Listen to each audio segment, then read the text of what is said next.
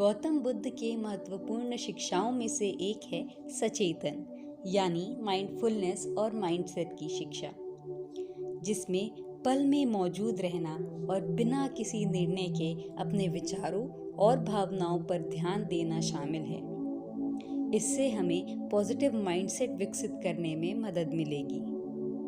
यह कहानी दो साधुओं के बारे में है जो एक साथ यात्रा कर रहे थे और उनकी नज़र एक नदी के किनारे खड़ी एक खूबसूरत महिला पर पड़ी।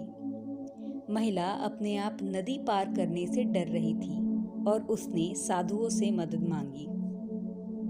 एक साधु ने तुरंत उसकी मदद की और नदी के पार ले गया, जबकि दूसरा साधु चुपचाप देखता रहा। जैसे जैसे उन्होंने अपनी यात्रा जारी रखी, दूसरा साधु और अधिक उत्तेजित हो गया और उसने पहले साधु से पूछा कि वह महिला को छूकर ब्रह्मचर्य की प्रतिज्ञा कैसे तोड़ सकता है। पहले साधु ने उत्तर दिया, मैंने उस स्त्री को नदी के किनारे छोड़ दिया था, लेकिन तुम अभी भी उसे अपने मन में लिए फिर रहे हो। यह कहानी मन की शक्ति और नकारात्मक विचारों और भावनाओं को त्यागने के महत्व को दर्शाती है। पहला साधु बिना किसी लगाव या आलोचना के महिला की मदद करने में सक्षम था, जबकि दूसरे साधु ने अपनी नकारात्मक विचारों यानी नेगेटिव थॉट्स और भावनाओं को खुद पर हावी होने दिया। हमारी मानसिकता का हमारे दैनिक जीवन और हमारे लक्ष्यों को प्राप्त करने की क्षमता पर जबरदस्त प्रभाव पड़ता है।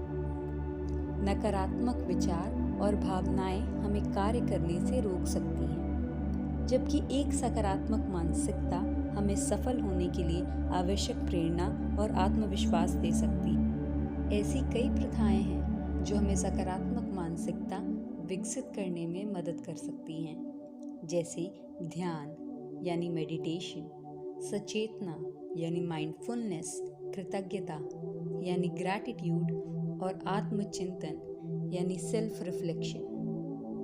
जिन चीज़ों के लिए हम आभारी हैं, उन पर ध्यान केंद्रित करके हम अपने दृष्टिकोण बदल सकते हैं और प्रशंसा और संतुष्टि की अधिक भावना विकसित कर सकते हैं। आत्मचिंतन हमें उन नकारात्मक विचार और विश्वासों को पहचानने और उन पर काबू करने में मदद करता है। तो चलिए आज और अभी से ही हम अपने माइंडसेट पर काम करना शुरू करते हैं और सिर्फ उन चीज़ों पर ध्यान देते हैं जो हमारे और हमारे आसपास के लोगों के लिए सुखदायी हो, ना कि उन चीज़ों पर जो हमें भीतर से डरा दे या हमें दुख दे। धन्यवाद। आपका दिन शुभ हो।